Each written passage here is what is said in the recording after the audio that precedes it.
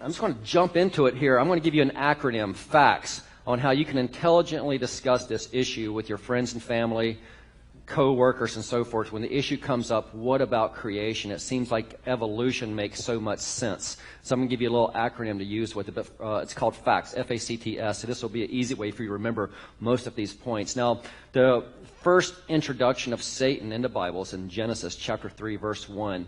And we're told that the very first thing he does is he's able to ask the question, did God really say? This is one thing you need to know about the devil, is Satan is able to cause us to question the most blatantly obvious of God's commands, of God's word. All right? Did God really say, Satan asked in Genesis 3:1, and the answer is, yeah, he did. God said crystal clear in Genesis 2:17, in the day that you eat of it, you will surely die. All right? Genesis 1:1 is very clear. In the beginning, God created the heavens and the earth. Pretty crystal clear, straightforward, right? Psalm 19:1, David will say, the heavens declare the handiwork of God. Pretty crystal clear and straightforward. Yet, since 1859, really, the publication of Origin of Species by Charles Darwin, there's been this, did God really create everything? And so I want to give you this acronym. So let's just kick it because I want to make a lot of room for text questions tonight. The F stands for fossil evidence. Simply put, there is no fossil evidence to this date that overwhelmingly confirms transition of species. It doesn't exist.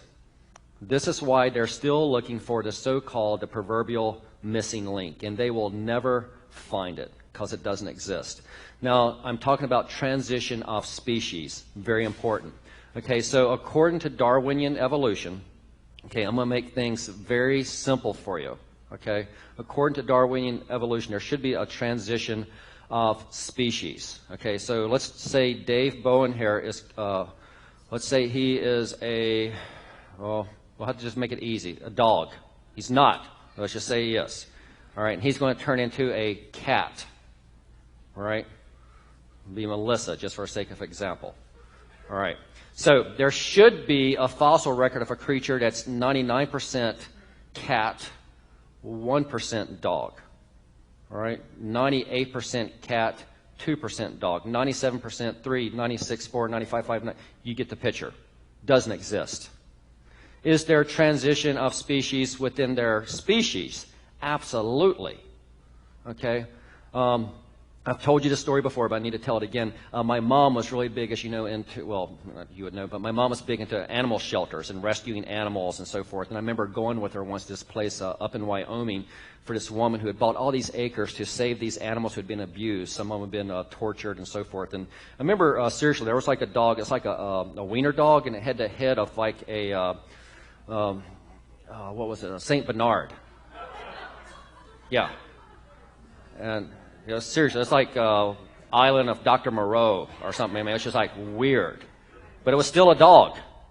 Okay, it was still a dog. All right.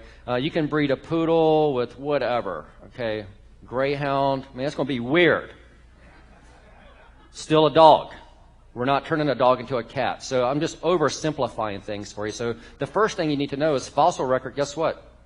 There is no fossil evidence of species transitioning into another species. That's overwhelmingly, convincingly. There's all these theories, but nothing's overwhelmingly a slam dunk. In fact, many of the fossils that are found, check this out, it looks like something cataclysmic happened. I mean, there will be like entire families, okay, of something like a Triceratops family found, an entire family of mammoths that all of a sudden, all at once, they died at the exact same time. Okay, it looks like something cataclysmic happened. And one more point, I'll just throw this one out for fun. Many of them look like they drowned in the positions they're found. Okay, the way their bodies are stretched out, it looks like they died from drowning. We don't know, but I just throw that one out there. Okay, I'm going to move along fast. So fossils, there is no record, there is no evidence. Okay, so facts, F-A-C-T-S. The A, ape man follies. That's what I'm going to call this one, ape man follies. All right, so have you ever seen the chart, you know, of people, like the evolutionary chart? You know, it starts off on kind of like a chimpanzee, and it keeps getting bigger and bigger. You know, it's walking and so forth. I have a friend who's a feminist, and her version of that, the final evolution is a businesswoman carrying a briefcase, But anyways, let me give you just a few examples here. Nebraska man was constructed from a single solitary tooth. Ironically, while this was happening, it was later found out that this was actually, they took one tooth. Okay, so guys, are you with me? Kathy, do we have a slide for that by chance? Or not? Okay. It was from one single tooth, guys. Okay, are you with me? And eons are created. An entire, category is created from a single tooth. Now, this tooth was later found out to be that of an extinct pig. Okay. So, I was thinking here, while the scientists were trying to make a monkey out of a pig made a monkey out of scientists. Right? Turns out just to be one tooth. That of an extinct pig. Java man, a Dutch anthropologist on the island of Java, discovered this in 1891. It was constructed from a skull cap, a thigh bone, 3 teeth. Yeah. Skull cap, thigh bone, and 3 teeth. An entire skeleton. Dude, seriously? Seriously? That's all you got? And you construct an entire generation, this entire eon, this entire millennia of so-called transition of species. And that's all you've got. Can I just say that's sloppy scholarship. That's just weak. That's more imagination than evidence. Okay? Piltdown man. This one turned out to be an urban legend, actually. You remember an urban legend is something that's false. It's repeated so often, people begin to think it's true. Again, I'm just going to cut to the chase here. This one was totally a fraud. 100% fraud. It was actually a human skull. It was found out to have file marks on it. Some canine teeth had been filed down to look more human. And the anthropologist admitted to really he was just seeking additional funds. He was trying to explain to people, hey, look, I'm onto something. I need more funding so I can continue my digs. Okay? So, Peking man also was originally constructed from a single tooth. But within the same tooth were skull caps and, I'm willing to admit, tools. Skull caps, some bones, tools, one tooth. They create, again, an entire era in this entire system, Peking man. Now, what we have noticed, and did anyone ever see Indiana Jones in the Temple of Doom? Okay. Do you remember where they're eating the monkey brains? Okay, well, it appears to this day that monkey brains within that part of the world, it's still considered a delicacy. Okay?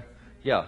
And so most people would just simply look at that and say, oh, well, they were using the tools to, skull caps. But you see what the evolutionists do. Oh, see, they're pulling this information together, putting it together. Oh, this is, now these, Peking man was actually using tools. So ape man follies. So F, fossil evidence, there is none for transition of species. A, there's just a lot of gaps in this theory. There's some huge gaps here. There's some sloppy scholarship. Well, now I'm going to go Christian on you. The C is creation. Genesis 1 and 2, it contains the creation, God's creation, the ordering of the cosmos. And, a lot of times people have this image of God. He's kind of like the Far Side God. Do you remember the comics Far Side? That God's kind of like this grandfatherly figure, pulling levers, and stuff like that, hitting the smite button and whatever on people. But really, I want you to see from Genesis 1 and 2 how God really is and how everything's been created just for us. I'm going to skip some of this, but if you read Genesis 1 and 2, you'll see everything was created, and then he creates Adam and Eve. But first, everything was created just for us. It was created just right for us. And here are some things about God that are pretty intriguing, according to Genesis 1 and 2, that you may find surprising. That God tells Adam and Eve, I want you to have sex. It says, I want you to be fruitful and multiply in 127. Now it's Adam and Eve. All right? Adam and Eve. Not Adam and Steve Zimmerman. All right? It's not Adam. It's not Adam. It's not Adam and Eve and Brigham. All right? Just Adam and Eve. Married couple. I want you to have sex. That's what God says. All right?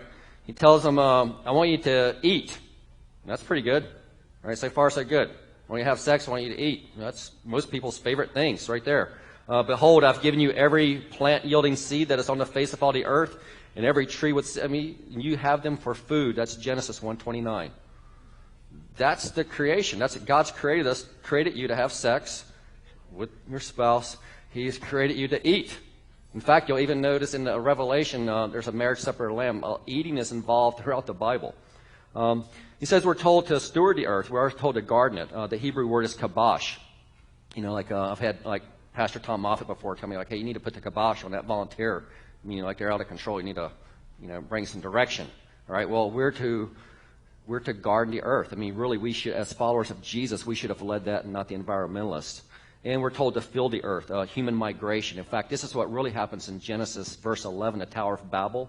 They weren't trying to build a stairway to heaven so much, like Led Zeppelin, but they were just congregating. And God says, no, I want you to multiply. I want you to fill the earth. And of course, that's happened. Really, if you think about some of the things that you really like to do, you can trace it back to the garden, right? You can trace it that you were created for that. I'll hear some people say, I just love painting. Well, yeah, of course you do. You're created in the image of God. He's a creator. Of course you do. Or you'll see people post these sunsets and things on Facebook, and they're enjoying. Well, yeah, see, God created it. Aesthetics, of course, God created you that way. I know some people who just love gardening. They love the plant, and they're like, yeah, of course. I know some people's like, yeah, let's just play one more round of cards. Let's just fellowship and hang out. Well, of course, you were created for community. I meet single adults saying, man, I just really want to be married. Well, of course, you were created that way. So creation testifies that there's a creator, all right, that it's all created just for you. There was have you ever heard of the biodome or the biosphere? It actually was not technically a disaster, but they were trying to figure out, could we colonize Mars or even the moon? And what they realized is, man, it's a lot of work. It's a lot of work to make this thing happen. It's a lot of money to make this thing happen. But God says, let there be light. And there's light. Okay, so creation itself. Let me just give you one example here from creation. We happen to just be the very perfect distance from the sun. Right? If we were much further, we would freeze. Mars ain't the kind of place to raise a kid. Okay, so we were just the right place. Right? If we were much closer, we would burn. Right? We would just roast and be scorched, but we're just the right distance. We just happen to have an ozone layer. Okay? We just happen to spin at the right speed. If our rotation were much quicker, there'd be like hurricane-like conditions all the time. We just happen to have soil that can sustain vegetation. We have water, and we not only have water, we have frozen water, we have fresh water. Okay? It's been created with you in mind. It's showing God's love. You guys who have dated know what I'm talking about, but when I was dating my wife, I wanted everything to be just right. Right? I want it to look right. I want it to smell right. I want to get the right table at the right restaurant, the right food. Why? Because I loved her. Everything has been created just right for you. I watch these shows like Blue Planet and stuff like that on Discovery Channel and stuff, and it's kind of interesting. Now, I've noticed that there's some creatures, like you probably noticed, but polar bears only live in the north. They're not in Antarctica. Penguins only live in Antarctica. They don't live in the north. And there's some creatures who can't survive in different climates. You know what? There is one creature that can survive in every climate. Yep, humans. The planet was created for you. A-C-T-S. So let me, F-A-C-T-S. F, fossils. A, ape man follies, or follies rather. The C is creation, testifies that it was created for you.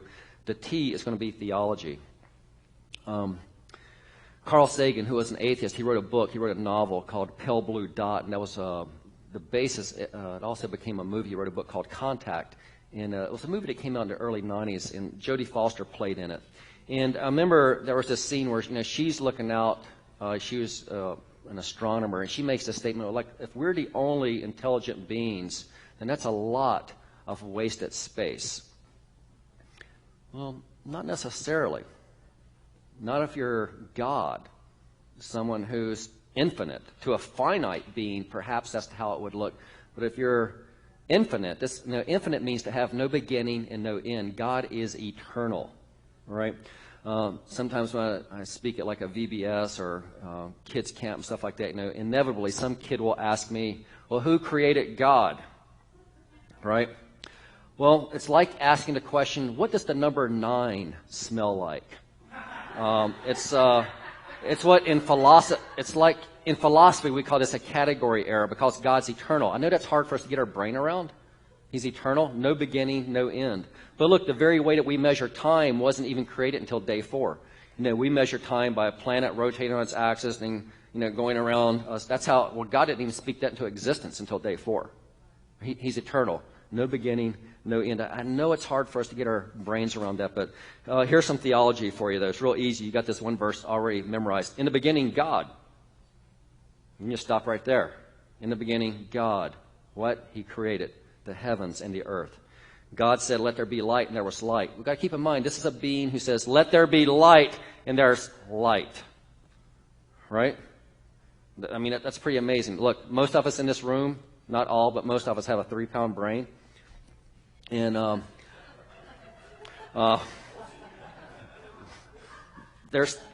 we're talking about a being who says, let there be light, and there's light. There are going to be things about God we'll never comprehend.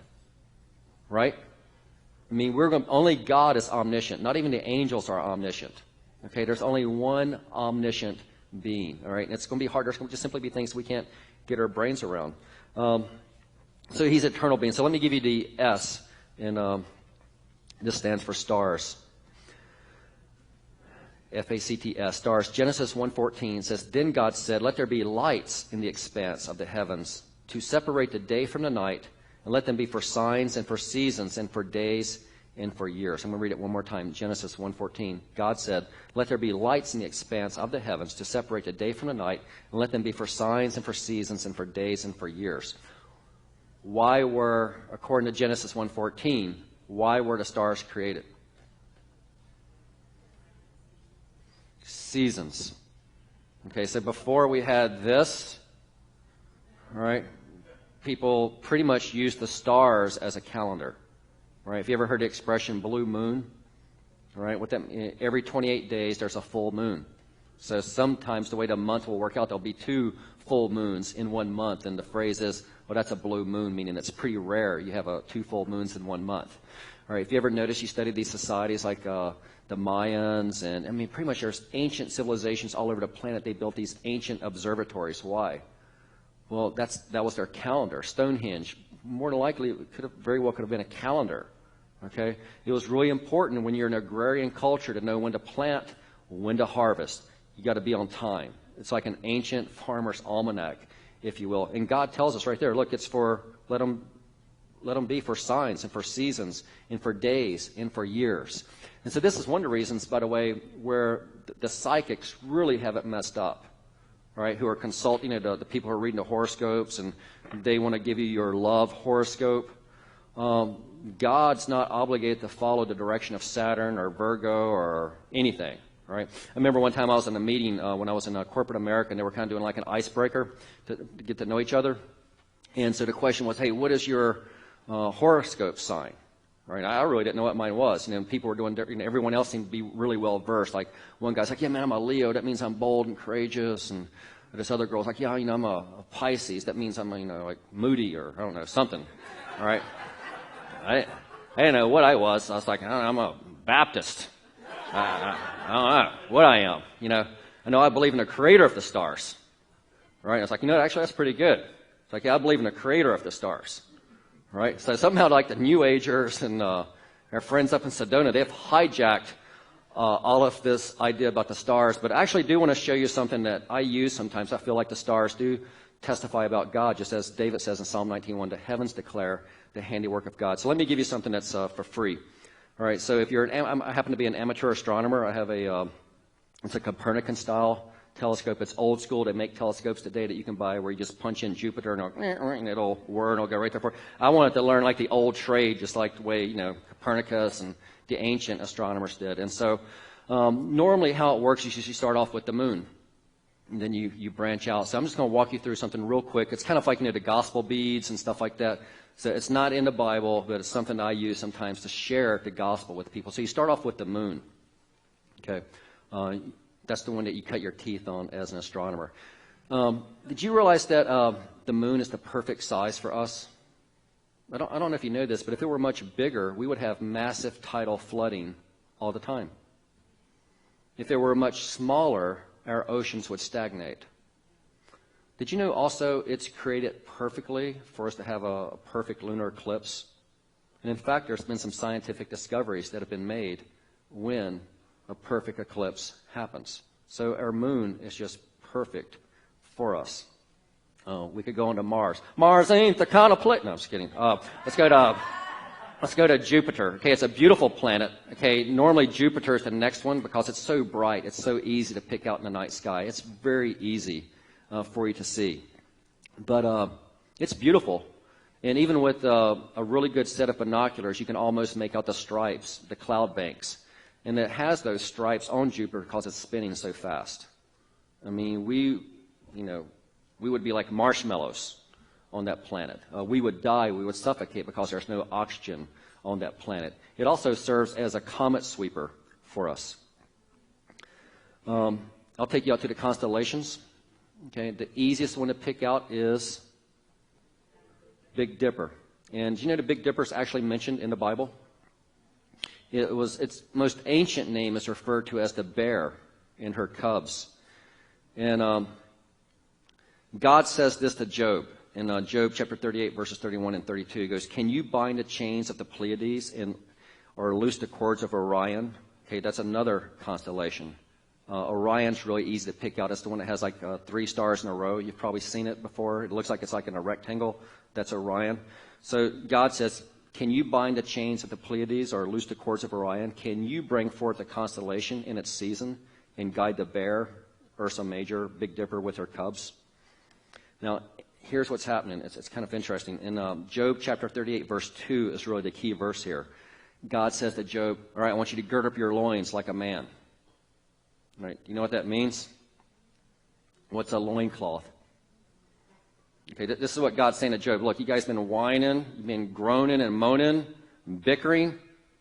Now it's my turn. I want you to put on your jock strap, because now I got some questions for you. I got some questions for you. You've been whining, moaning, groaning, complaining, bickering. Okay, now I got some questions for you, Job. All right, can you bind the chains of the Pleiades? Can you bring forth the Big Dipper when it's time? No. God says, I can. Do you see what God's kind of saying here, really? Who are you to question me? I'm not asleep on the job. I know exactly what I'm doing. You realize I speak constellations into existence, and you dare to question me? I know what I'm doing. You're going to have to trust me.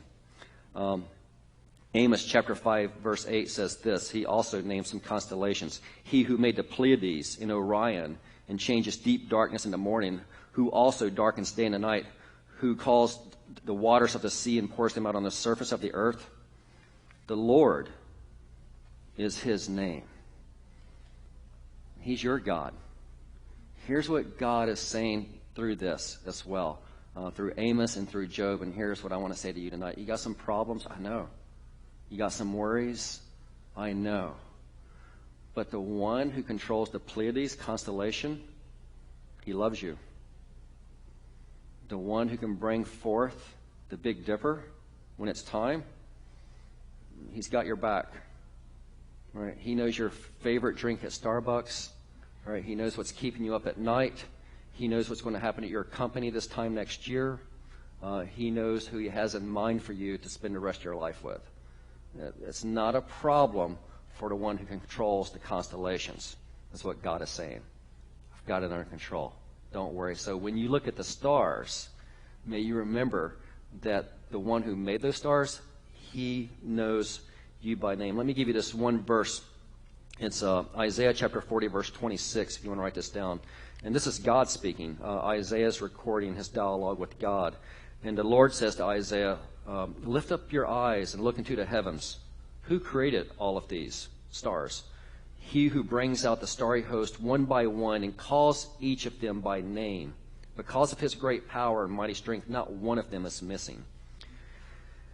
So may you remember that you are God's most favorite creation. You know what? They don't even have all the stars named yet.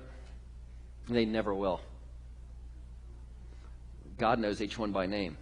And he knows you by name as well. He knows exactly what you're going through. All right, let me do this in all of 2 minutes, and I want to take your text questions. All right, so here's another thing I kind of made up. So F.A.C.T.S, all right, fossil evidence, ape man follies, creation, theology. Okay, the Bible tells us, and the stars themselves testify to the fact that God created the universe, all right? He knows the constellations by name. But this is something I made up. There's like these gospel beads, like black stands for sin, red stands for the blood of Jesus, white, you've probably seen that. Well, so I kind of made this up because I kind of I'm trying to reclaim the stars from the New Agers. All right, so there's the constellation of Gemini. And so I use this when I'm talking to my friends of that nature to say this is the story of Adam and Eve. All right, so God made Adam and Eve, and they were naked and not ashamed. God's plan was to be in harmony. God's plan was for Adam and Eve to enjoy each other. And so I can tell the gospel through the stars, so I'm going to start there. But then the devil showed up. Hydra, the serpent, showed up. Okay, there's a constellation called Hydra. And the serpent was more crafty. Did God really say? Genesis 3:1. And you know the story that they fall. There's a constellation called Cancer. Okay? And so then sin enters humanity at that point. And this is where really all of our problems are. I mean, if you watch the news, 99.9% of all the problems are because people are sinning. That means they're making the wrong choice. That's what sin is when we make the wrong choice. And that's where problems come from. Whenever we sin, it just adds to the brokenness of the world. But then there's Leo. We're going to rename Leo Aslan.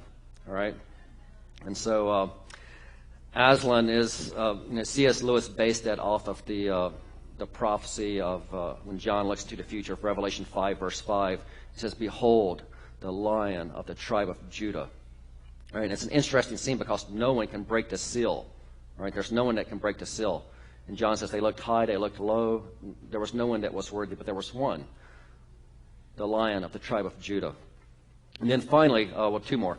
Finally, there is a constellation out there also called Cygnus, or the Swan. It kind of looks like a cross to me, all right?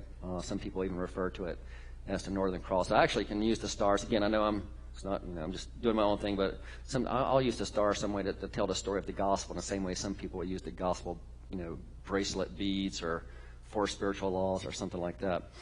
As an amateur astronomer, here's one thing that was kind of surprising to me. So with the planets, guess which planet was one of the hardest to actually check off the list? Yep. Pluto's really, really hard. Really, really hard. But it wasn't Pluto. It's Mercury. Yeah, it's the first one. And you can go to websites and stuff, and it was kind of interesting. But almost always the description for Mercury, like you can go to these websites and they'll tell you where to look. And this is the description. Mercury, hidden in the glare of the sun. Because it's so close. And what came to my mind was John 3:30, when John the Baptist says, "He must increase, I must decrease." I don't know about you, but I want to be hidden in the glare of the sun, S-O-N, right? And so, when you look at the stars, may you, one, see that God is their creator, all of them. He determines their number and knows them by name, Psalm 147, verse 4. He created them with you in mind. And he can handle your situation, your problem, whatever you're going through right now. I pray that the next time you see the Big Dipper, you remember, that's my God. If he can handle the Big Dipper, he can handle me in my crisis, whatever it may be. Amen?